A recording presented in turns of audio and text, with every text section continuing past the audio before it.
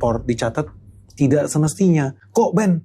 Lu bisa tahu dari mana? Simple. Kita punya data dari UN Comtrade. Lu lihat di layar kaca UN Comtrade. Lu bayangin ya, menurut data PBB nih guys, UN Comtrade, ekspor barang dari Spanyol ke Indonesia di tahun 2023. Ini cuma $1.900 guys. $1.900 itu rupiahnya berapa sih? Nggak nyampe 50 juta. Gila guys.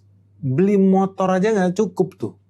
Nggak bisa, nilainya kecil banget. Tapi kok bisa-bisanya ya, lu bisnis perhiasan di Indonesia nilainya miliaran bahkan triliunan. Ternyata ekspor dari Spanyol ke Indonesia nilainya cuma $1.900.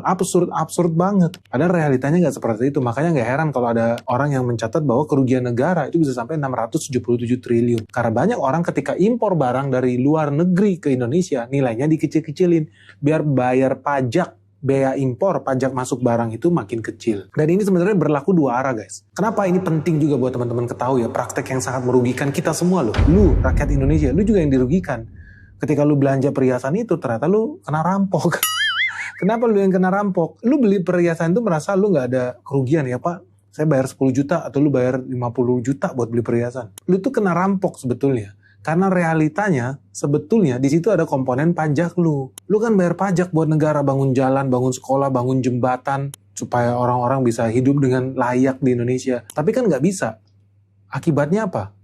Yang dilakukan oleh negara, mereka harus ngutang. Mereka ngutang ke negara lain, bayar bunga. Yang sebetulnya harusnya mereka bisa lakukan itu tanpa utang. Masalahnya, perusahaan-perusahaan kayak begini nggak mau bayar pajak. Udah duit lu di-download semaksimal mungkin, tapi duit yang dia kasih ke negara seminimal mungkin.